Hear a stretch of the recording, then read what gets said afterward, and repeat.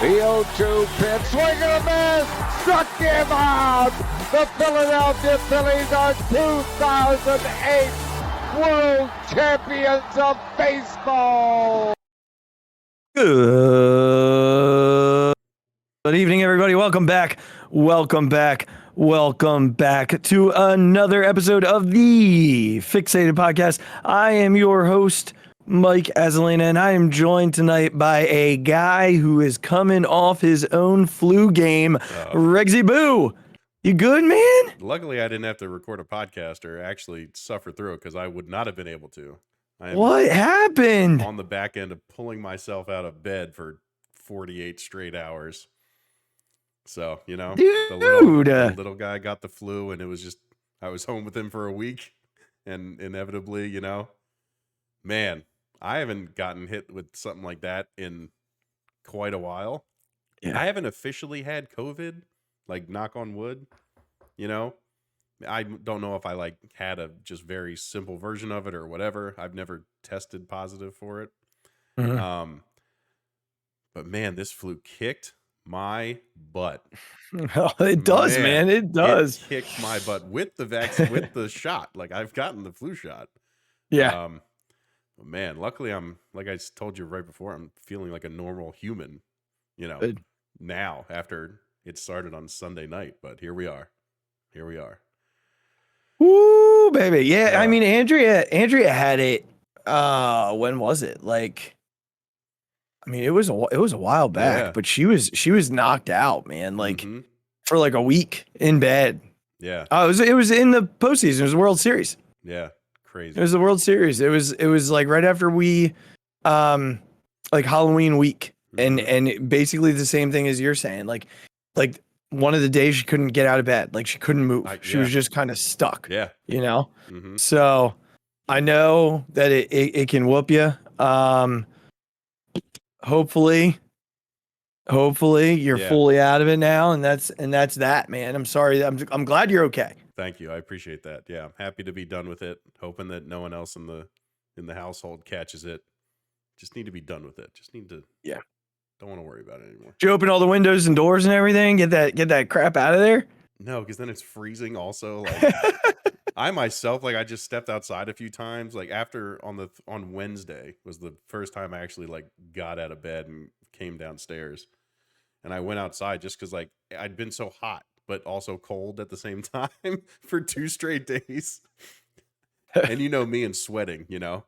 Yeah. So I just like had to like feel something cold and like some fresh air. So I just like stood in my garage with the door kind of open, like when everyone had gone to school, you know, and I was just here by myself. But, I mean, I feel like whenever one of us gets sick here, like Andrea opens all the windows, and it don't matter if it's like 12 degrees outside; those windows are open. See, and I so like the opposite of you. You know those hoodies that are being sold right now that are like, I'm cold all the time, me 24/7. Like that's me. I need that hoodie. I know. Because I am constantly freezing. I know. I don't know how you stayed in our room sophomore year for that long. Because Stein and I liked it pretty cold in there. I'm pretty sure I just wore a hoodie all the time. You were just in full sweatpants and a hoodie most of the time. I think all year round. Yeah. I just wore a hoodie and sweatpants. Yep. I mean, it's to the point, Regs, where at school in the summer, the air conditioning's on. And I get so cold that I go stand outside in the sun just to warm up. See, if I had opened all the windows, I wouldn't have this ring on my finger anymore. My wife would have absolutely thrown me out of the house. I hate being cold. I love being hot. Like I belong somewhere in the South. Ryan, I'm coming. There you go. I'm coming. So let me ask you this, Regs. How many times did you watch our Ruben show? How many of the 100+ views are you? Minimum 7. No, maybe 5. I listened to just the podcast, you know, just the audio at least 3 times. And I probably watched the video, and no offense to you and I, but I kind of just skipped to his part and would stop at his part because I knew what we talked about. 5 to 7 times. I didn't watch it. How did you do that? I don't want to look at my own face while he's talking. No, it's great. I'm worried about my the lust in my eyes for what he's saying. It's great. It's fantastic. I know how I was feeling that night, right? Yeah. Like I know how excited I was, and I know that caught myself like just staring and being like almost. I have to stay focused. I have to stay focused. Don't get lost. Don't get lost. Yeah. And I just know that there's a loss in my eyes as he's talking. Yeah. So great. you know I don't want to look at myself. No, it's great. You should. I mean, but thanks everybody who listened. Hopefully you came back for a little bit more. 126 views on the YouTube video. That'll keep going too. Second highest viewed video we've ever had. What? It was the Phillies make the playoffs. Has like 360 views. That's wild. That thing hit a YouTube algorithm speed slot, and just like kept going down the mountain. Yeah, how about it? Yeah, that one. Yeah, Phillies make the playoffs. 259, so I exaggerate a little bit. 259. I mean, it's fine. We're good. And then 126. I will tell you, Regs, that the feedback we got for the Rube show on my side of things was pretty incredible. Yeah, I want to hear all about it. Yeah, I think the one thing that I hope for whenever we talk to someone like that, whether it's him or Joe Dolan, who was on the show, or Jack Fritz, is that we just don't get so lost that we sound like a bunch of schmoes who, don't belong on the same screen or in the same pod with these guys. And that was the thing that I took away most. Like, people were really impressed with the interview. I mean, they obviously thought it was really cool, right? Like, you're talking to Ruben Amaro Jr. Like, one of our neighbors who listens to the show saw me out walking the other day, and he was like, "Can I even talk to you?" Like, Ruben Amaro Jr. And he talked to me for a little bit about it.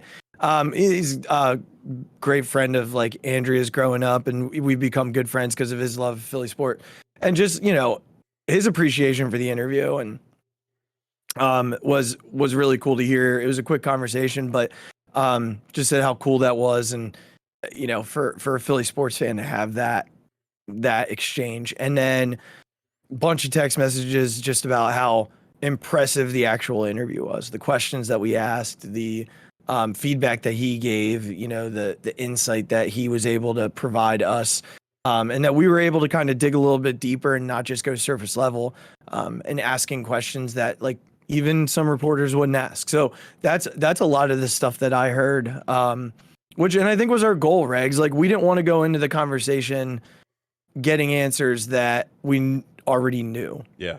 Right. Like, our goal was to provide him the opportunity to tell us things we didn't know. And I feel like he told us a whole lot we didn't know. And it sounds like people that listened to it felt the same way. Yeah, that's fantastic. Obviously that's, like you said, it's the whole point. We hope that when we do get these people on the show, that we are able to ask questions that aren't like, again, no offense to especially somebody like Jack, like, we're not trying to be sports radio-y. We're not running like a morning show or like an afternoon show on sports radio, where they have to just hit the high notes. Talk to me about Trea Turner. Wow, Dave Dombrowski's great, isn't he? I mean, we touched on those things, of course, but we're able to get into a couple other things, which is the value of a podcast. And also a credit to Joe and Jack and Ruben to give us enough time to be able to ask those questions, and then give them enough time to answer those questions, and they're all thoughtful people who can answer these questions really well. So it's a credit to them, not only us, but yeah, it's why I kept listening so many times. It's because the insight that he provides, even just I don't know if I've ever seen an article that tells me like what the day in the life of a GM is at the winter meetings. I'm sure they exist, but I can't tell you the last time I've seen one. I feel like it would be on The Athletic, and I have not seen that happen. Yeah. And so it's just, that's great. It's awesome feedback. We're really happy that everyone out there enjoyed it. Or if you think you might know somebody who would enjoy it, like, please share it with them. All the links to the podcast, or the YouTube video are in the pod description, or on Twitter, wherever you want to find them, on the Facebook page. Check it out. Share it with everybody. Let them know. Yeah, it was, again, one of the coolest experiences that I think you and I could have ever dreamt of, and hopefully we get the opportunity to do more of those types of shows where we're talking to people who can give us a little bit more insight. Because we talked about, the goal of this is like just two dudes who love Philly sports talking about it, reacting to things, as fans and asking questions that fans would ask. I feel like that's what this is all about. Neither one of us is an expert. We, knowledgeable maybe, but that's why we had him on, because those are answers we just would never have sitting here watching the games on TV. Yep. So, really cool. Thanks everybody who listened to it. And again, we'll hopefully be able to bring you some more of that stuff as we continue to grow. And, Crucker, we're coming for you next. What's that? We're coming for Cruck. Oh, Cruck. Yep. Crucky baby. We're coming for Crucker next. Cruck. Oh gosh. Can you imagine? Could you imagine? No, I can't. Getting him on a Discord. Oh no, it'd have to be a Zoom call. We're not dealing with him trying to figure all that stuff out. I think what else would be really fun? Ricky Bo. He would be probably a lot of fun. Ricky Bo would be a lot of fun. A lot of fun. Our next shout, we'll do it. As baseball season rolls back around, we'll make sure we do it. But we do have a team who's kind of in the midst of a season that we haven't talked a whole lot about, and I feel like we just we scratch the surface of it, then we step away because something big happens with one of the other two teams. But we are going to spend a little bit of time with the Sixers tonight, as we settle back into a routine show. And I think your big moves in Philly's land are probably about past, unless there's a trade. The Eagles, obviously we're tuning up for the postseason, but Sixers are, sitting at that, just past that quarter mark of their season, 27 games in, 15-12. We keep talking about it. Feels so similar to last year, just kind of middle of the pack of the playoff teams, 5th seed right now. Harden's back. Joel is just playing out of his mind right now. I'll run through some stats in a second. But we got the news today, before we jump into the Joel conversation, that Tyrese Maxey is going to be out for another couple of weeks. They did not say for sure, but Doc was pretty transparent in saying that it looks like it's going to be 2 more weeks or longer before Tyrese Maxey is back on the floor again. And this team is what it is without him. It takes an athlete off the court, takes a scorer off the court. Mm-hmm. They've been able to survive, but it's another 8 games without Tyrese Maxey. Yeah. And I'm trying to look at it in classic Azzy form, from the positive side of stay afloat, because if you stay afloat, you're gonna get arguably your most important player back, aside from Joel Embiid, right? Yeah. We know that he's the most important player. Right. But that next piece is Tyrese Maxey. So just stay afloat. And when he gets back, you get your energy, you get your second scorer, that, that guy that teams always have to think about because he can do it in so many ways. The ways he's improved, better shooter now. He's always had the slashing. Obviously not a great defender, but he's a guy who they lack in terms of being able to get off the dribble and score in so many ways. So I don't know if you're looking at it as, oh my gosh, 2 more weeks without him, or stay afloat, and when he gets back, it's like adding this big important piece in the middle of January. Yeah, I think I'm with you. It's a bummer that he's going to miss more time than they thought originally. But I also think that you can't rush this guy back. He's too young and too important to the rest of the future of this team. And then you also have James Harden. This guy should be able, with Joel Embiid, to win you regular season basketball games without Tyrese Maxey. So if he's not at the proper spot injury-wise where he should be, then you keep him out and you do what you have to do to make sure he's 100% healthy when he comes back. There's no you shouldn't bring Tyrese Maxey back when he's at 97% or 95%. He's too young and he's got too many years to play for this team, hopefully, to mess with that. And yeah, so it's just, this team is good enough to win regular season games without him for 8 games. And I think, foot injuries are so tricky, right? we've seen that with a lot of athletes, not just in Philadelphia, but just across sports. Foot injuries, basketball players specifically, Yeah. are really tough to come back from, and they can be real tough if you try and rush them back because they can linger. They'll linger forever. Yeah. So it is really crucial for the future of this franchise that Tyrese Maxey stays off the floor until, like you said, I don't even think 100%. I'm like 120%. Like I want to be certain that we are past it, we are through it. You know, I'd be cool with it being even longer because I think this team's going to be a playoff team just by default. I think, you know, when you have two guys on the court at all times and you added Tobias Harris into that mix, you know, there's plenty of talent and plenty of scoring available. That I don't believe that rushing Tyrese changes that to the magnitude that you feel like they're so far behind like that 1-2 seed right now that I feel like they should just pause, breathe, and wait. They're not even there with Tyrese Maxey, so there's no like. It's not like they're trying to rush back to get up there to secure a 1 seed. Right, it's not happening. So no, you're like 6-7 games out, and I know there's a lot of season to be played, but if you just watch basketball, they're not the caliber of Milwaukee or Boston. Boston especially. Boston has hit another level with those two guys that championship run has just propelled them to another stratosphere. Oh, for sure.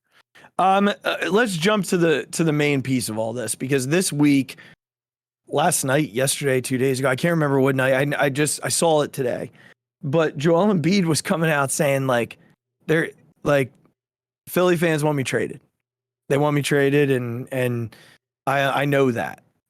Regs, I know a lot of Sixer fans. Yeah. I don't know a single one who wants Joel Embiid traded. Where is this coming from? I'm sure that they're out there. Like I'm sure, because it's Philadelphia. Like I'm sure. Yeah, of course. Because you know every fan base has their people, right? But Philly has a lot of them, and I feel like there are probably people that exist that don't want Joe. Actually, I know. I looked at a WIP poll today, and it was like 88% to 12% that said no. I don't want Joel Embiid traded. That 12%, I'd love to meet you, because I'd love to just say, what is your problem, and were you dropped as a child? Because I'm not sure why you want this man traded. Now let me just go through his last 5 games, and we'll talk about the comments because I have thoughts on them. His last 5 games, 35 points, 11 rebounds, 8 assists on 50% shooting. 39 points, 7 rebounds, 3 assists on 57% shooting. 38 points, 12 rebounds, 5 assists on 73% shooting. 53 points on 12 rebounds, 3 assists on 62% shooting. 53 points on 62%. And 31 points, 7 rebounds, 2 assists on 62% shooting. I'll cry the day Joel Embiid is not in Philadelphia anymore. He's not, if he's not number 1 on my list of favorite Philadelphia athletes in the present, he's a very close second. The only, or a close third, because there's Jalen Hurts is climbing rapidly, and Bryce Harper is going to be really hard to surpass.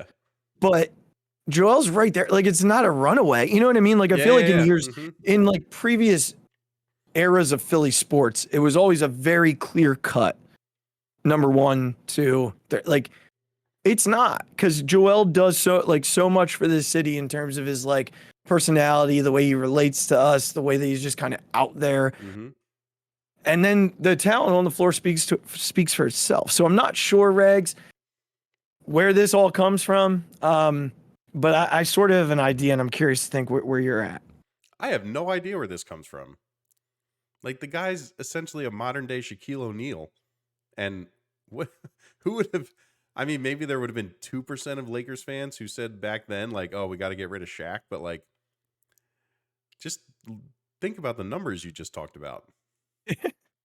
It's a 35-12 every night. And throw in 4 assists on that percentage of shooting. It's like, I don't understand where those kind of comments could be coming from or where he's hearing them. Like, where is he hearing this from? Is my second thing is like, where is he getting this impression that this is what fans think of him? I have no idea. Granted, I don't run in a ton of like Sixers circles, but like, how could this be a prevailing thought? Yeah, I'm interested to listen to Rights to Ricky Sanchez podcast in the next couple of days to hear their response to this. But I'll tell you what my response is, Regs. I think that he's sort of fed up with every time I listen to him talk, there's these little digs at Doc. Oh yeah. And I think there's a little bit of like him or me right now in Joel's mind. I think he's planting the seed for in a year or two. If we're still dealing with the Doc Rivers show here in Philly, then he's going to kind of force his way out and he's going to come back to, well, I told you, they didn't want me here. They wanted me traded. That's kind of where I feel like he's just planting a seed right now. And, you know, Joel's not dumb. He's a smart dude. And he knows how to pander and he knows how to go the other direction too. Because he can go this direction and we're still going to grovel. Yeah. As a fan base for the, you know, the 88% that are smart enough to know that we have a generational player here. The problem isn't Joel Embiid. It's never been Joel Embiid. We've had this conversation on this show. The problem is the pieces around Joel Embiid. Like, this is a dude who shouldn't have to create his own shot to win a game. Yeah. He's never going to be able to do that because 7-footers aren't nimble enough to create their own shots. Yeah, with the way really good defenses are nowadays. Yeah, it just, you know, this is a guy who can carry you for a game. He can score enough to win you a ball game and win you a ball game by a lot if he's dominating. But in a close game, you need somebody else to close. It cannot be your 7-foot center on the perimeter. Yeah. It cannot be. And if you think you're going to win on a buzzer beater in the post, you're living in the 80s because they're going to collapse every single player on the floor to ensure that Joel Embiid's not taking that shot. Yep. So there's a lot of drama surrounding this on social media right now. I'm hoping it's much ado about nothing, but I feel like I need to listen to the Rights to Ricky Sanchez to feel better about it. I just hope Daryl's in his ear being like, look, man, you got to just talk to me. Like, if you're feeling some kind of way, like, let's just have a conversation. Like, yeah, we just know how loyal he is to Doc. You can't be that loyal when it's your guy. I know. We saw it with a coach and a player. Look what happened when the Phillies when Dave Dombrowski did what he did. Mm-hmm. Everything flipped on its head. Yep. You've got what most people consider to be a really good head coach in the wings sitting on your bench right now. Just do it. Yeah. Just do it. Warriors, Raptors, Pistons this week. Leading up to, so it's tomorrow, Monday, Wednesday, all home games. Yeah. Before a Friday, I feel like Friday road game, and then Christmas Day noon road game, I believe as well. Yeah. I wanted to highlight Harden quickly. Yeah, please. In the past couple games, specifically the last 3. So when we talked about what I wanted Harden to be this year, it was like that guy who just turns into one of the best passers we've ever seen. So in the past 2 games, I just want to like talk about what he's done, and they've won by almost 20 points in each of the games. Again, they blew out the Kings, right? The Kings are a decent team this year. The Kings have been playing pretty well. They took the Lakers to overtime with Davis still playing really well, and of course LeBron James is LeBron James. They were blowing him out though. They came back, and that was not great. But I'm just like the last 2 games, he's taken 12 shots and 13 shots, shooting right about 50%. 8 threes, 7 threes. Fine. Free throws 6 and 5. He's not getting the line, 12 times a game anymore. 16 assists, 15 assists. And then 21 points and 19 points. This is where James Harden needs to live. 12 to 13 shots, maybe 15 if you want to get a little crazy. Maybe more on nights where Joe's not playing. Maybe. But like we saw that against Houston, he was 4 for 19. And then again against the Lakers, 9 of 19. So like when he starts pushing that 20 shot mark, it's not like it doesn't go well. Right? Yeah, When he good point. sits around that 12 to 13, maybe as much as 15, he doesn't get as tired and he doesn't focus on it as much. And you see when he has 15 and 16 assists, how this team can work. Like, I get it, Charlotte's not very good, okay? They should beat them by 20. But the Kings have been a good team this year. They've been a good, frisky team. But, like, this is where I need this guy to live. 12, 13 shots, shooting 50%, you know, close to 40% from 3 in those games. You know, still getting to the line a fair bit, maybe a few times more would be great, but 16 assists, 15 assists, 9 rebounds, 7 rebounds. You know, right at that 20-point mark. Like, James, this is your lane, man. This is where you live, bud.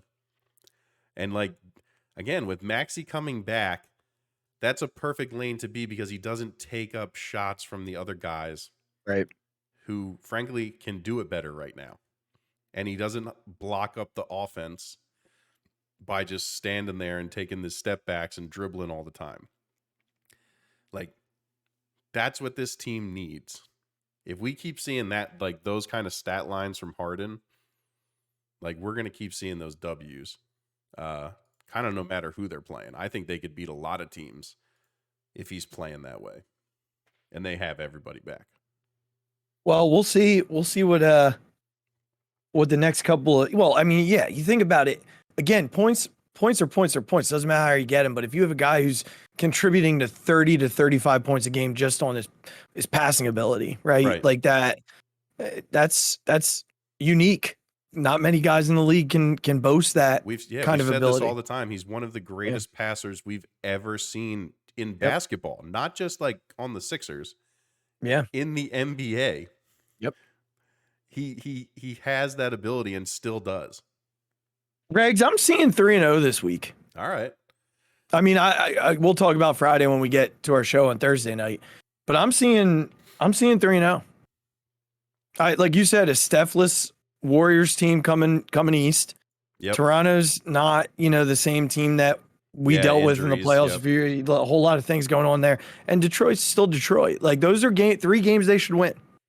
Yeah, I would agree. Without Steph, it's a huge difference because that. And coming out east, like it's all. I feel like we talk about this all the time. Basketball, especially, it is not easy. No, it's not. It's just not. It's just not easy.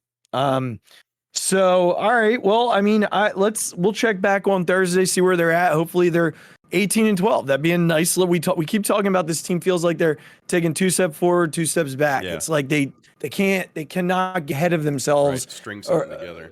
Yeah, so let's see if they can do that here. They would give them 5 in a row heading into the weekend, into the holiday weekend in which they play twice on the road. So we'll see what this week brings, and hopefully when we talk on Thursday, it's good stuff.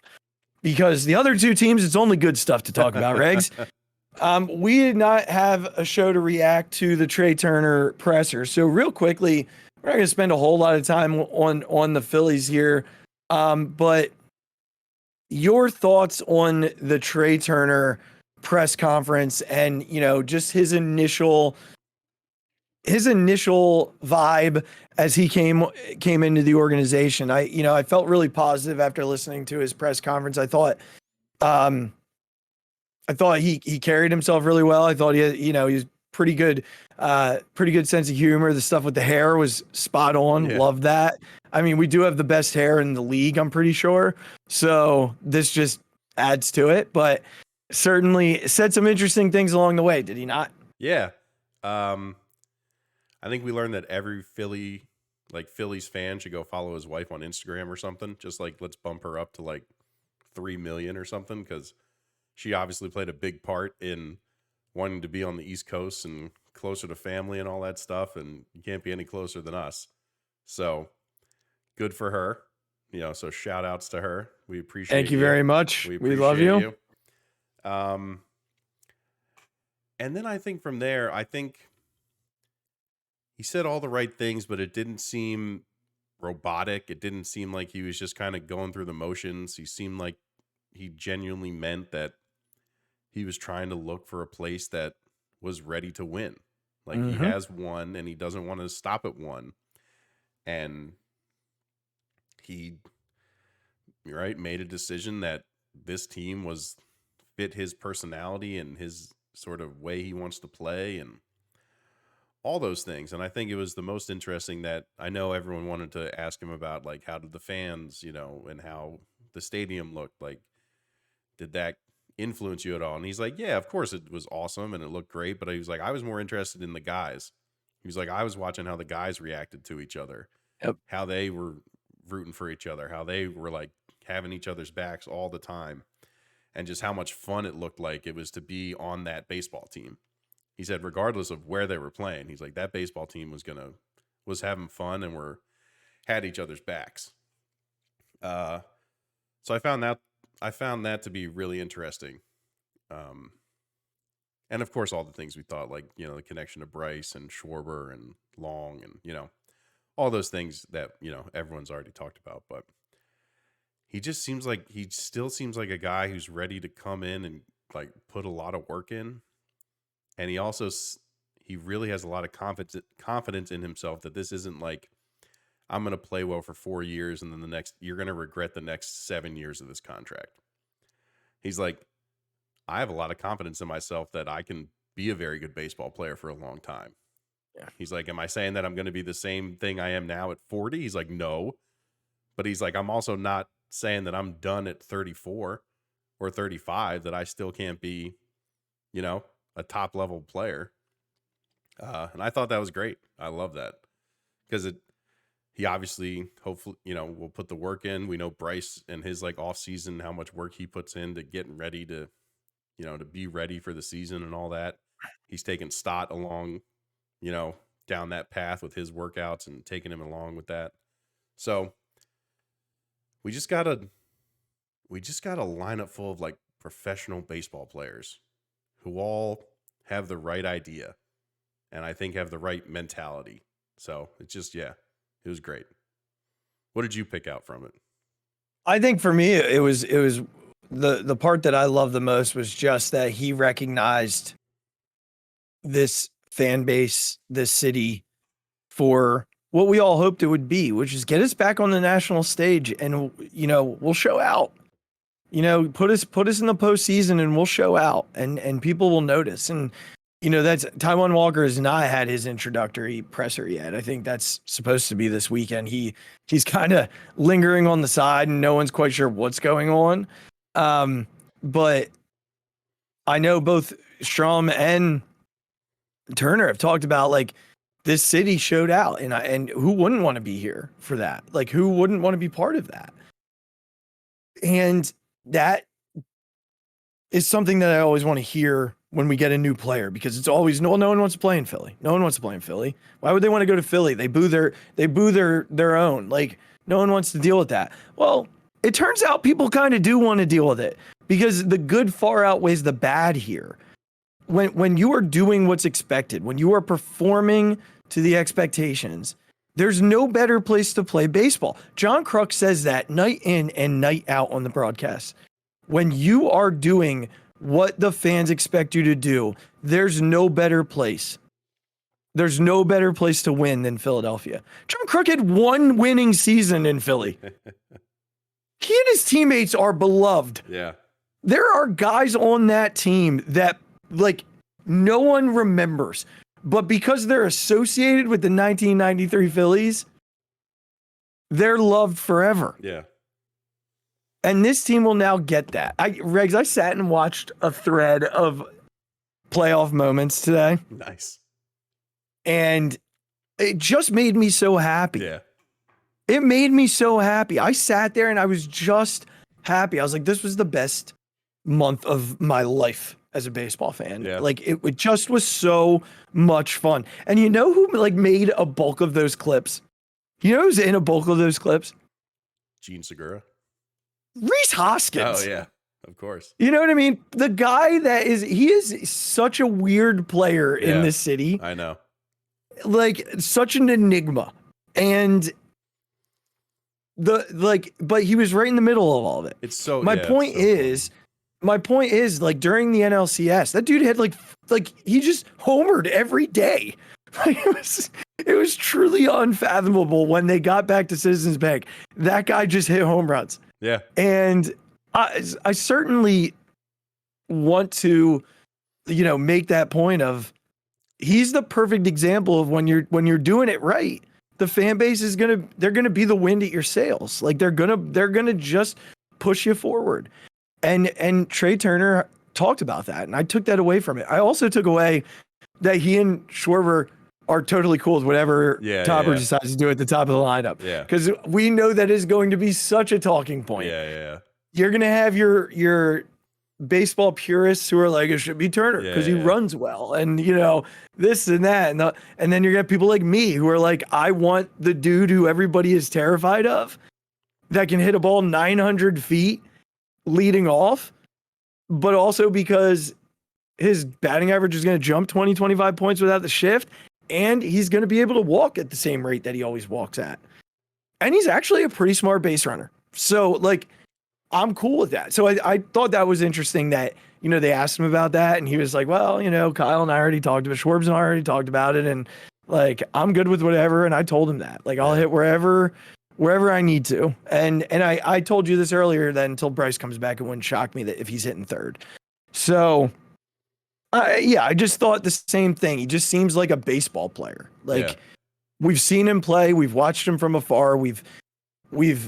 I know I have sat in this same seat that I'm sitting in right now and looked at him playing baseball and have said, I really would do anything for him to be in a Phillies uniform. And now I get that chance. So I'm thrilled. I was thrilled during the presser. I smiled ear to ear the whole time, but I will say this, it's starting to feel like old hat. We get who we want. It is. It's weird. We get who we want. Yeah. But see that happens. And then like the A's, like the first week of the season happens like last year. And we all feel terrible again. Yeah. Philly. Yeah. It's fine. We saw how that turned out. That's right. And I think that the NL is like basically like a 7-team league. Like honestly, I'd even take the Central out. No one in the Central really like bothers me at all. Right. I think it's the 3 teams in the East, but the Braves lineup does not, look super great right now after that 5 spot.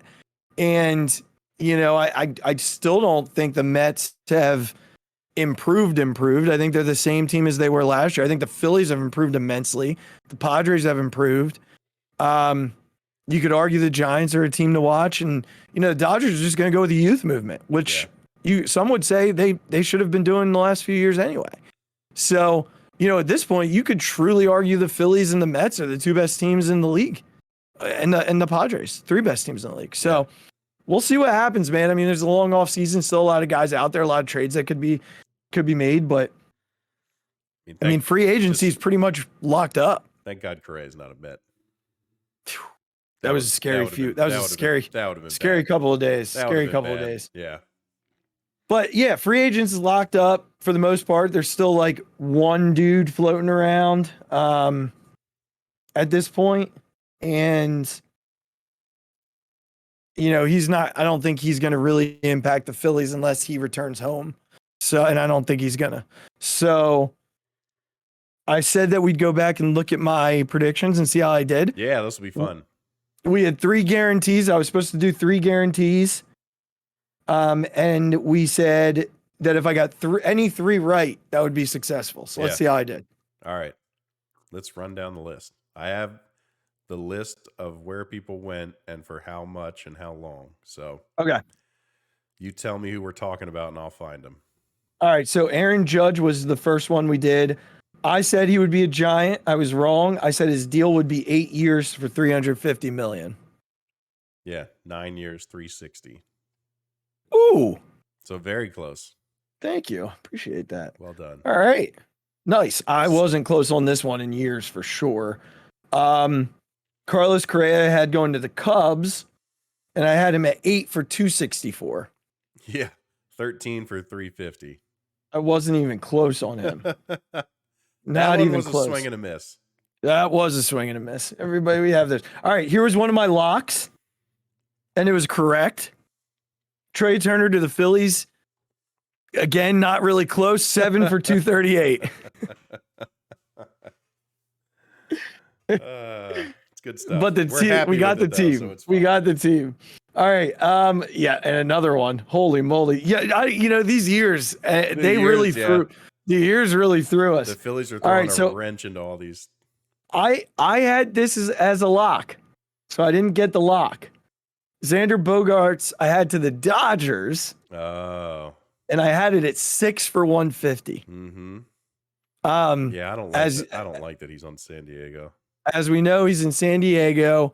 Still, though, we'll talk about this as we get closer to the season. There's some stuff with San Diego, like they're just like a roster of shortstops. Like, what are they going to do with Tatis? Yeah, right. There is a lot of like people out of position. Like, it's a weird dynamic that they have over there, and I don't know. It just feels very forced. All right, Dansby Swanson's still floating out there, but as a reminder, I have him going to Minnesota. They're still in search of a shortstop.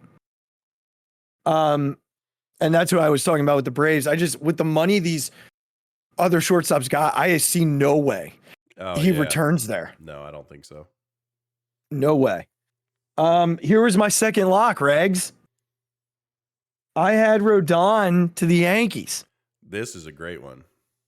And I had it 5 for 150. Hot off the presses. Yeah. And what was he, 6 for 167? Hold on, I'm looking at it. 6 for 162, something like that. That sounds about right. I think it was 6 for 162. The list hasn't been updated with like today's stuff. So I'm almost positive it's 6 because I think it's 27 a year.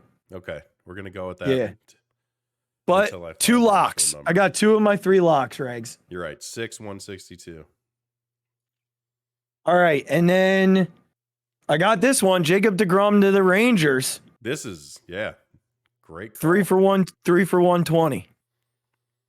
So. What was his money? 5 for 185. Okay. Not close. I had Verlander to the Dodgers. I was wrong there. He's a Met. I had Contreras to the Astros. He ended up with St. Louis. And that stupid faced a-hole. Can't even say his name. Fine. Have him. He's going to break his ankle on the bigger bases as he runs down after walking. Someone tweeted, we get to see this thing of beauty for the next 8 years. First of all, Brandon Nimmo for 8 years is atrocious. Yeah, that's like $162 million for Brandon Nimmo. It is atrocious. I need to figure out how to get paid by the Mets somehow. Because apparently they'll just give you whatever. Look, and we've talked about this. That number, that astronomical number, I get, I actually think it is good for baseball. I think it's good for the Phillies because I think it made Middleton open up his eyes a little bit. Like, he's going to have to spend to win. Yeah. But, I said this earlier, they haven't improved all that much. You could argue Verlander's going to throw more than DeGrom, but he's also 40 years old. At some point, you break down. At some point, it's not going to work. Scherzer started showing signs of that last year. He had 2 stints that he didn't pitch for stretches on, and he's terrible in the postseason. Yeah. So is Verlander. So I get he won the Cy Young last year, but you've got to look at the picture of this is a dude who he's aging. So I don't know. And yeah, they got the Saida guy, Kenta Saida, or Senga, I'm sorry. But coming over from Japan isn't not everybody. Yeah, not everyone. It doesn't work all the time. Yeah, not everybody's Shohei Ohtani. Yeah, it's.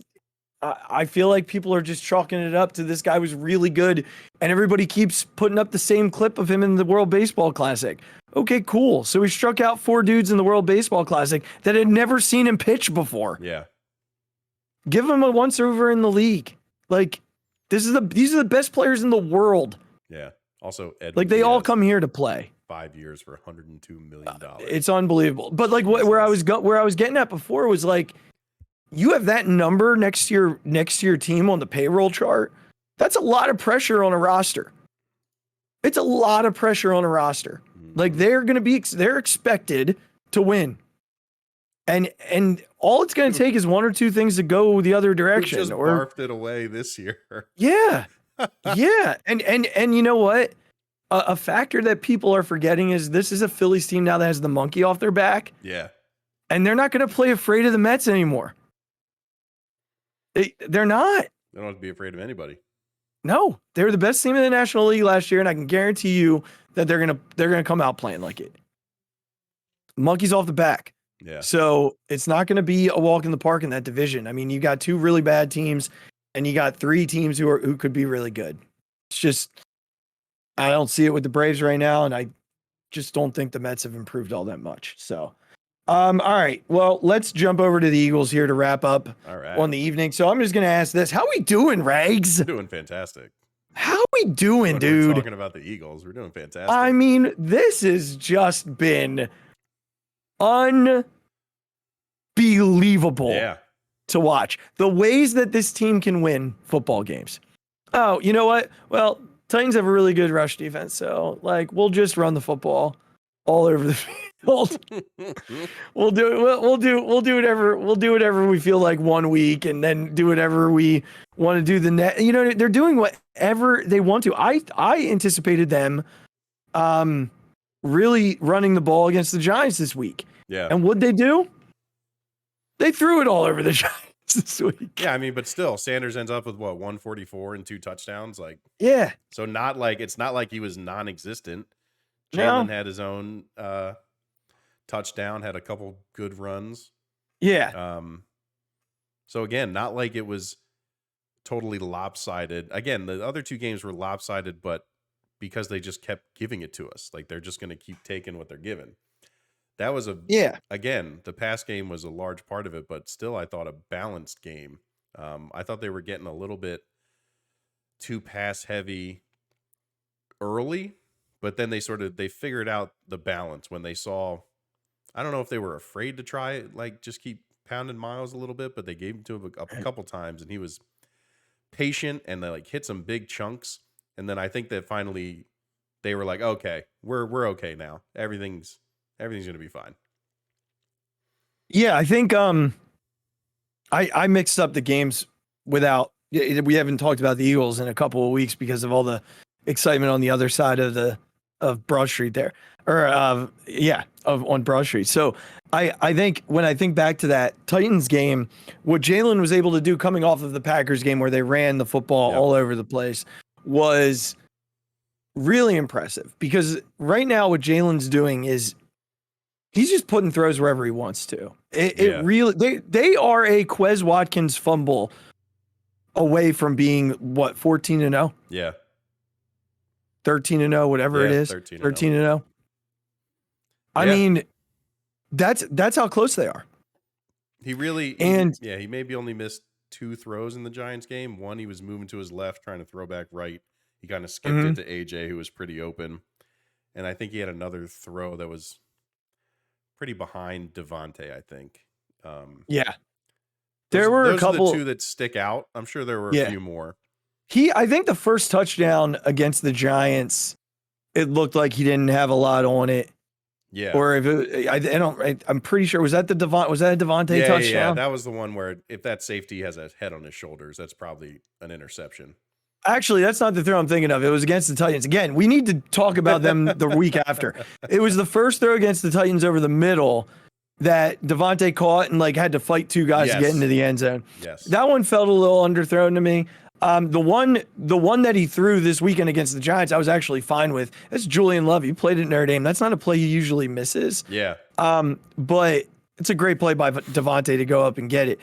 I do feel like there were a couple of throws that, in the grand scheme of the game, weren't as impactful, but still need to be talked about. The one was a short out to Devontae where he was just I mean, it was basically there was a coat on him. Yeah. And he just put it right. I mean, Devontae turned and the ball was in his hands. Yep. And if you have a guy draped on you that way and you can put it right in that spot, I feel like that needs to be highlighted. And then the other throw was actually an incompletion, but rolling to his right, he threw down the sideline to Miles Sanders, and Miles caught it, but actually juggled it on his way down. Yeah. Yep. And it was just a beautiful, beautiful throw. Another good throw to Quez on third down, like 3rd and 7. Oh, yes, with the blitz, with the blitzer in his face. Yep. Yeah. Which is such an improvement in his game this year. Yeah.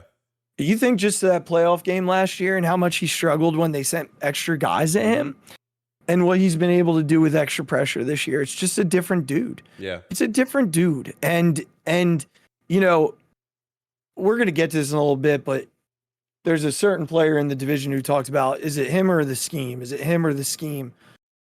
Well, in the NFL, I'm pretty sure that the scheme is the quarterback. Right. Like, they scheme the offense for the quarterback. Yeah. Like, the Ravens scheme their offense. Yeah, for Lamar Jackson. For Lamar Jackson. Yeah. Like, the offense is schemed. Like, the Titans aren't dropping back and throwing every time because Ryan Tannehill's not going to win you games doing that. It's schemed so that he only has to throw on 3rd and short. That's what they want. Yeah. People they're just grasping for straws. Yeah, well, and it's fine that you want to. You can tell yourself whatever story you want to tell, but the true story is the way that he's talking every week. Like, he's doing it on the field every single week. Yep. And this is a dude who's played in 5 schemes. In 5 years, he's had 5 offensive coordinators. Is it that hard to believe that in his second year with the same offensive coordinator, he's having success? Yeah, right. Because I don't find it that hard to believe. No, I don't think so I either. actually think it makes a ton of sense. Yeah, and I think it's what we've always talked about with Jalen is that all we've wanted to see is improvement. Mm-hmm. We never said that he was going to turn into a pure thrower like Mahomes or Allen. You know, he's not going to be that guy. But it was just about those improvements. Again, they blitzed a lot during that Arizona game, and they had to check down to those screens all the time. And it was like a weird, sloppy kind of, you know, like one of those in-between games. Yes. Now he's learned that, okay, I can stand in the pocket for a little bit. He's starting to feel that a little bit more. Are there still times where he sees a blitz and he bails out a little early? Yes. Is it happening at the same rate that it was even last year? Absolutely not. He's learning. He's figuring out how to improve and get better. And it seems to be he finds something each week. He's doing something a little bit different than the week before that he's seeing on film or he's hearing from a coach or whatever it might be. And it's been great. It's been awesome. And I think I do think some of the confidence that he has comes from all the talent. Like, of course, like, Yeah, but you know, why wouldn't it? people want to make that out to be a bad thing, that, you know, he's only good because he has all these guys around him. I you know, outside of Tom Brady, is there anybody who does a lot with very little? Like, I don't know. Josh Allen wasn't very good till they got him Stephon Diggs. Yeah. He's not throwing to nobody. I'm trying to figure out, like, what quarterbacks. Has anybody said Patrick Mahomes isn't that good because he had Tyreek Hill and Travis Kelce? Like, he's one of the best tight ends in the league's history. Like, I'm really trying to figure out where this comes from. That, oh, well, you know, if you didn't have AJ Brown, well, yeah, no shit. Like, what would Montana have been without Jerry Rice? Like, again, like, I understand that that's an extreme, but I think, you know, everybody who's not really seeing what Jalen, you can tell the people that don't watch him week in and week out. Like, you can tell that there are people who are just saying, well, he's only good because he has this guy and that guy. No, these throws that he's making are legitimately good throws. Yeah. They're legitimately good throws. Yeah. And they're throws that not every single player in football can make. They are. I once heard a coach say about quarterbacks, like, Find me a guy who can make the throw that like only 10 other guys can make. And everything else we'll figure out. I don't know if Jalen's quite that guy. Like I feel like Josh Allen is probably more that guy. Patrick Mahomes is more that guy. Mm-hmm. And I don't know that I necessarily feel that Jalen's on that tier with those guys. But Jalen does enough to help his team. Just his pure ability to run the football changes everything for a defense. Everything. Yeah. Everything. And now the fact that he can throw, how do you defend this team? You don't. You can't. Right. And we're seeing that every week. On the other side of the ball, your favorite topic. Of course. The last 4 weeks, the Eagles run defense. Jonathan Taylor had 84 yards. Aaron Jones and A.J. Dillon had 43 yards and 64 yards. They combined for just over 100 yards. Derrick Henry had 30 yards. Yeah, that's still crazy. And Saquon Barkley had 28. Now, some of the Saquon Derrick Henry stuff came from those games being a blowout. But the difference on this team, after how he went out and added the guys he went out and added for the middle of that line, and just watching Fletcher Cox on a week-to-week basis now, he looks like he's 27 years old again. Yeah. Yeah. It's really cool to watch him right now. It really, really is. They were one piece away from like getting in that rotation that kept him in a good place. And then they go out and get 2 guys. Yeah. Listen. And you add the big man back into the conversation, and you've got yourself, and Milton Williams is even starting to show out a little bit here and there. Yeah. I think they've been obviously much better with the run defense. I think they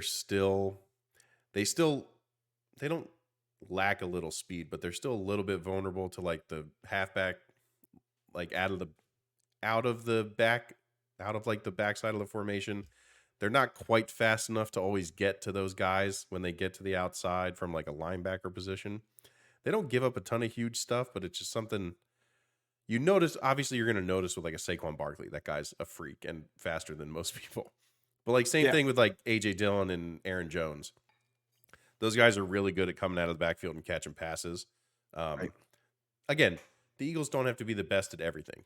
I'm a little bit nitpicking right now, but like it's just something I'm noticing. But other than that, again, obviously the safety position with Blankenship going out there on their like third string safety. Well, they brought in. They did just sign somebody, right? Harris, they brought him back. So hopefully, again, bolsters a position that obviously needs it. I still think something's wrong with Slay. I don't know what it is, but he just seems like a little bit off. He's not breaking up. He had a couple good breakups during the Giants game, where he finally like got in front of some balls or was like getting his hands in front of somebody, which was great. But he's just not like right at the point where the ball gets to the guy like he was in the first couple games.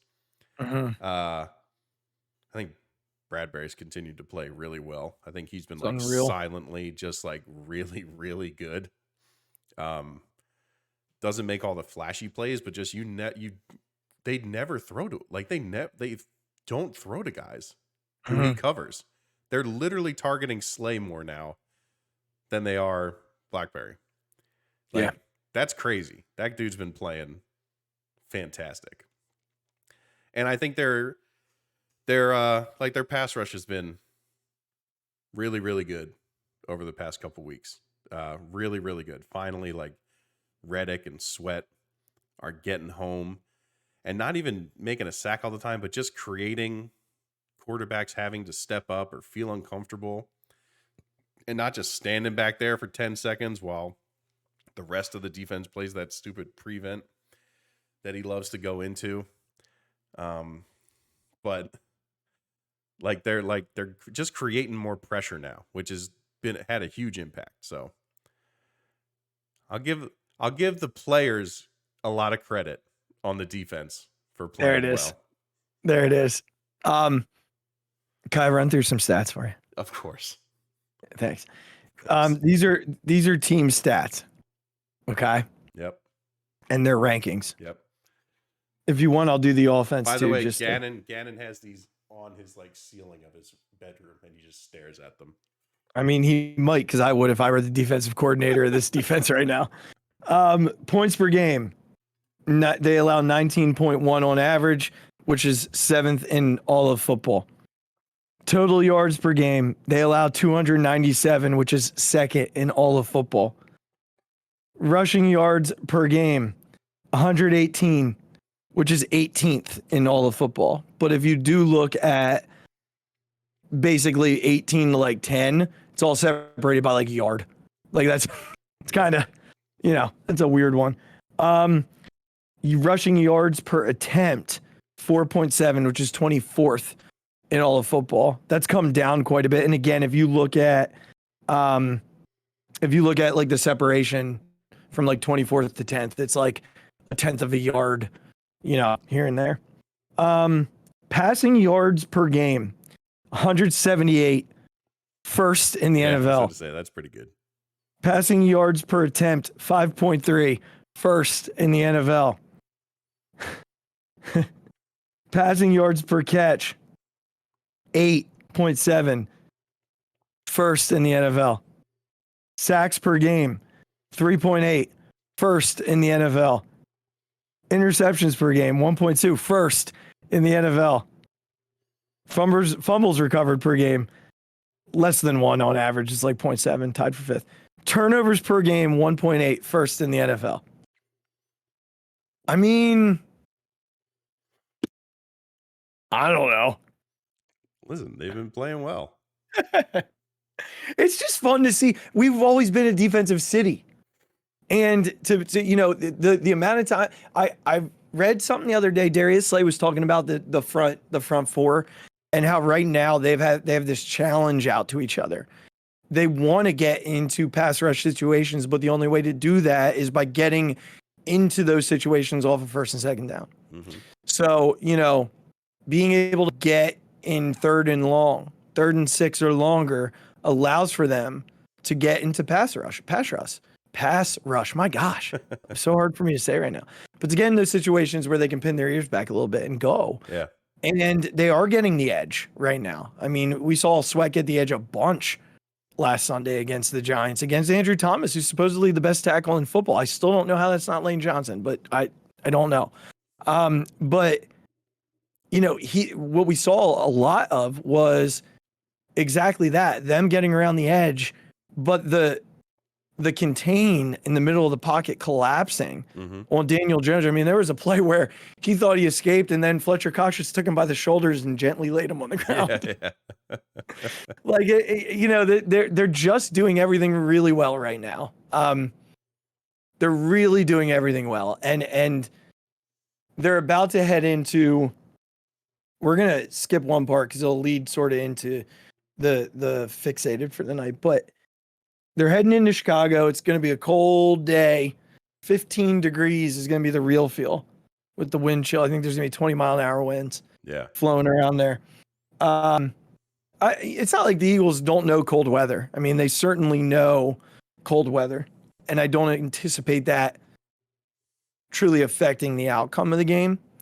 They are still 9-point road favorites, which means they believe that they are 12 points better than the Bears on a neutral field. The total's 48.5, Regs. Yeah, it seems too high for a game like this. That's a high total, unless they're feeling like the Birds are going to score a lot, which they could. I feel like the Bears defense is a little bit underrated, but I guess we'll see, because we've heard that about a lot of teams, and the Eagles find a way. So your score prediction, your key. Hit me with it. I think the key will be. Oh wait, that quarterback's hurt now, isn't he? What's his name? Josh Fields? Yeah, he's not hurt, is he? He's fine. Yeah, he's playing. Yeah, okay. It's going to be not letting him just run all over the place. Yeah, he's not going to want to. I think he attempts like the fewest passes in the league. I think, or he had been for the first 10 games of the season. And on a day where it's going to be windy and cold, they're not like that guy's not going to want to throw the ball all over the place. So if they can just make sure he's really the only thing that can beat them. If they just make sure that he doesn't go nuts, they'll be fine. I think offensively, we'll just see the O-line take over. And, Sanders and Scott and Gainwell, they'll all just be rotating in and out and just getting what they need to do. Jalen, give me more Miles Sanders, baby. I need more. That dude's been unbelievable. Score prediction, it's not going to be anything crazy. I don't think it's going to get anywhere close to that 48 number. I'm going to say 24-10, but just because it's just going to be everyone's just going to be using as much clock as possible because they're just going to be running the ball. And there's just it's not going to be a long game. So I think the Eagles still score 3 touchdowns, get a field goal. I don't think Chicago will score more than a touchdown on them. More than one touchdown. All right. I usually write down a couple of keys, but just in case you do the one that I really like, what you did tonight. So I'm going to just echo it because I think it's the only one. I truly believe that because Claypool, I think, is hurt. There's not a whole lot going on on that offense. I don't want to see Josh Fields become Jalen Hurts on this defense. And I would not be surprised if they just spy him all. This might be a Nakobe Dean game. Like, I feel like this could be a Nakobe Dean game. It's going to be Kaiser White, but I would love to watch them spy. They have the athletes to do it. Avante was back last week, which was great. Mm-hmm. And Goddard's going to be back this week. And people forget that we were missing him. Arguably our best weapon. Yeah. And we get him back this week. Regs, I actually do think that it'll get to 48. Wow. All right. I think the Eagles are going to score just a ton. Like, yeah, they're going to run the ball for sure. It's going to be a whole lot of running, but they're going to score a lot too. Like, I just think, because I think they're going to have so many possessions. Yeah. I just see the Bears going 3 and out a ton, not having a lot of the clock. I think the Eagles will have a lot of the clock, but they'll score on pretty much every possession. Yeah. I don't see any way they get stopped. I agree with you. I think it's going to be a huge day for the run game. I think they'll go right back to that plan that they had against Green Bay. That couple of Monday nights ago. I think it's just going to be pound the football, pound the rock, get in the end zone. And there's nothing wrong with doing it that way in 20-mile-an-hour winds. We might see some, depending on which way the wind's blowing, might see some throwing the football. If it's blowing side to side, maybe not as much, but we might see some of that. But I just feel like I think this is going to feel a lot like the last 2 weeks, which, leads us perfectly into what comes after that. And I don't want to do what this guy did. And I think, Jalen and Jordan Mailata did a really good job of doing what you should do in these situations. And Micah Parsons didn't. I actually was at the gym when I saw an interview on SportsCenter with Micah Parsons. And they talked about the Eagles. And I was like, did I sleep for an entire week? Like, we don't play them yet. Yeah. And I'm pretty sure they have an decently difficult game in Jacksonville this week. Jacksonville's playing well right now. And they're asking him about Jalen Hurts. And he's answering. Said, like, I'll let my pads do the talking. I'll see you on Christmas Eve, brother. And I'm sitting there like, all right, that's fine. I guess I can deal with that answer. But then he's on Von Miller's podcast and he goes and he says that, they ask him about Jalen being the MVP and he's like, is it Jalen or the scheme? And there are some people out there who don't think it's that big of a deal. Well, here's the thing. He doubled down on it. Because when Von Miller tried to argue him and say, no, he's actually pretty good. He was like, come on, like, is it? Like, he doubled down. And then today he was asked about it, and he was like, I'm the most hated man in Philly, and I have a lot of respect for what Jalen's doing this year. No, man, you don't get to go back now. Meanwhile, Jalen and Jordan Mailata were asked about it, and they were like, I don't know, we're playing the Chicago Bears this week. And Jalen did it again, Regs. They spent their entire press conference asking him about this. And what did he say? I gave you every opportunity to ask me about the Chicago Bears, and you didn't ask me about the Chicago Bears. To the media. Yeah. That's why this team's so good. That's why, because that's their leader and that's his mentality. I know I've said it a million times on this show, but that's what it is. And I think for me, there was more Hurts slander tonight. Chris Sims was on some show, his show, whatever he does. I don't know. That guy is so out there in just pure insignificant land that I can't even believe I took the minute and a half that I took to listen to him say that this offense would be the same with Gardner Minshew as it is with Jalen Hurts. Those words came out of his mouth. Oh my God. People will do anything for clicks This nowadays. would be the same offense with and I like Gardner Minshew. I do. But this offense isn't the same with Gardner Minshew. No, it's not. Come on, man. Like, what are we doing with the Hurts slander? Like, do you really have this much of a vendetta against this kid? What is it? He's a good kid. He's a good kid. Like, he's a good kid. He works hard. He's improved himself because you were wrong and you ranked him. You didn't even put him on the list of the top 40 quarterbacks in the league. Yeah. You can't eat your words. I mean, at least Dan Orlovsky's out there eating his words every week. Right. Like, he will say, I was wrong about this kid. I was wrong. But you don't see Chris Sims doing that. And now you got Micah Parsons talking about a game that he doesn't play for another 2.5 weeks. Regs, I told you this before that I didn't necessarily care about Christmas Eve that much unless we lose this week. Yeah. I don't even care if we lose this week. Now I want to win next weekend. Now I feel like I have to have it. Yeah. Yeah. I kind of just did my fixated rags.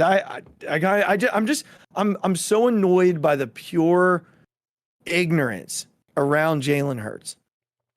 Like, this kid has done enough. He has done enough. Yes, I know he hasn't won a playoff game yet. Like, we'll get there. He'll be there. He'll play in one. But yeah, but like, that's not what anybody's talking about. We're not, like, no one here is like, we're going to win the Super Bowl, like, guaranteed now. Like, no one is talking about that. No. But you can't say the improvement that this guy has made from last year to this year isn't one of the most significant that we've seen at a premier position in a long time. It's truly unbelievable. Like, that's what we're talking about. We're not talking about, like, no one is guaranteed to win a Super Bowl, and the Eagles are not. Right. We're not guaranteed to win a playoff game. Do we think we have a pretty good shot? Yes, of course we do. But, like, nothing is guaranteed. Right. But the improvement Especially if that playoff game is against the Cowboys. Right. But the improvement this guy has made can't be, like, downplayed. Right. Right. It's absolutely baffling to me that's kind of the mentality around Jalen right now. Yeah. And it's unfortunate. It is unfortunate. But yeah, that's kind of where I'm fixated at this week. Like, focus on your game. You'll get your chance to play Jalen in a couple of weeks. I guess basically a week now. And, but I will say this. I will be unreasonably obnoxious if they go to Jacksonville and lose.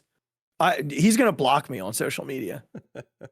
if they go to Jacksonville and lose. Yep. Because again, like this is the mentality of the Dallas Cowboys, man. Like last week, they almost lose to the Texans.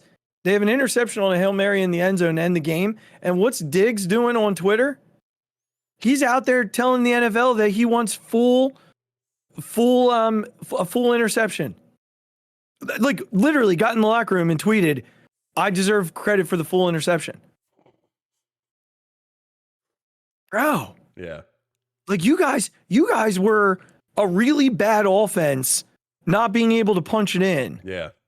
Away from losing to a 1-win football team. Literally 2 yards. At home.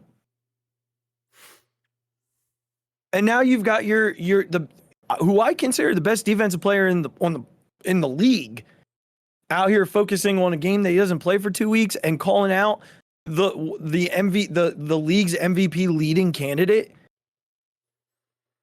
Like, keep your mouth shut, dude.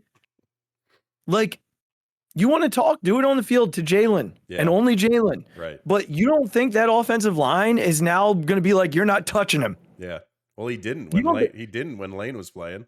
They didn't even try and block him. Yeah. They were like, make a decision, Micah. Right. Make a decision. I don't know, man. I don't know. So here's the deal. We talked that we wanted to just kind of track this. They've pretty much locked up. They definitely locked a playoff spot, but they've locked up the Vikings situation. They would have to lose 3 of their next 4 to not hold a spot over the Vikings. Yeah. Right. Because they right now they have 2, actually 3 with the tiebreaker over the Vikings, which is great. So 1 more or 2 more wins and they lock that down against the Vikings. In terms of Dallas, a win for us this week and a loss for Dallas would clinch the division. I believe I believe it would clinch the division. It would almost clinch the 1 seed too. You win these next 2 weeks and you're locked, but it becomes a lot easier if Jacksonville beats Dallas this week. I don't think it clinches, but it becomes a lot easier. You only have to win 1 out of your last 3. Right. And one of those is against Dallas. And then you have the Saints, which should just be a throttling at home. Yeah. And then you get the Giants again, if you need it. Right. And the hope is that you don't. Yeah. If you win the next 2 weeks, the hope is that you maybe play a half of football. Right. In week 6 or 17, and then play a quarter of football in week 18. Yeah. And then you get the bye and, you sit certain people, right? Like, you try and get your offensive line some blows and, AJ Brown probably doesn't see the field in those games. And, you're really just trying to get through these last few weeks. But certainly, the Vikings have Indy on Saturday. And again, Dallas plays Jacksonville. And look, if Doug Peterson beats Dallas again, build him another freaking statue. Do it for us, Doug. Do it for us, Dougie P. That's where I'm at, Regs. He'll do it for us. Dougie P will do it for us. I actually have a really good feeling that Jacksonville is going to beat them this week. Dougie P will do it for us. The way that Trevor Lawrence is playing right now, I have a really good feeling. Secondary hurt too. Dallas. The Cowboys? Yeah, they got like a bunch of them got injured during the Texas game, right? And they struggle a little bit against the run. And ATN is a really good back. Yep. He's a really good back. And they also still have Derrick Henry left too. Like, they got to play the Titans yet. Like they are scheduled, and they have the Commanders last week of the year. And we know the Commanders they're not a pushover. These last 4 weeks for the Cowboys are no walk in the park. They really are not a walk in the park. And it would be really interesting if they would go 2-2 or 1-3 down the stretch, which is entirely possible. Yeah. It is entirely possible for this team to fall apart a little bit and maybe end like 11-6 or 10-7 and, be squeaking into the playoffs because the Lions are coming. They're like not far behind, and the Giants are still hanging in there. The Commanders are there. It'd be something, Regs. I can't wait to watch. Be something. All right, man. Well, hey, good time tonight. Always, buddy. Always a good time. Glad you're healthy. Yeah. Know that glad I could be here. All of our fixated friends are glad that you're healthy. But we're gonna lock it down here and just tell the people, make sure you click subscribe if you're watching us on YouTube. You can find us wherever you get your podcast. We are everywhere all of the places. You can follow us on Instagram at B&B Podcast. Same handle at Twitter if you want the platform. If you want the show itself, at the Phixated Pod on Twitter. You can follow me at the Mic Drop 5 and Regs at Big Regs with a Z. Make sure you get on Facebook at the Phixated fan page. And, of course, click the merch. Get something. The holidays are rolling around. That's right. Got to get something for your loved ones to be wearing out and about with this beautiful little emblem on it. To show off and of course, show some love to the show, to the pod. So, all right, everybody, thanks for listening. We appreciate you as always, and we certainly look forward to being able to recap some Sixers stuff with you next week, and hopefully another Birds win and maybe a Dave Dombrowski trade coming. Who knows? Why not? I don't know. All three. It would feel really good. Give me all of those things. Give me 3-0. Give me an Eagles win. A Doug EP win. Doug, do it for us, Doug. We love you. Do it for us. And then, of course, a Dave trade. We'll look forward to it. Take care, everybody. We love you. Have a great week. Go Birds, baby. See you, everybody. Oh, my God. Deep to right field. Way up there and way out of here. The Philadelphia Eagles are Super Bowl champions. Eagles fans everywhere. This is for you. The 0-2 pitch, swing and a miss, struck him out. The Philadelphia Phillies are 2008 World Champions of Baseball.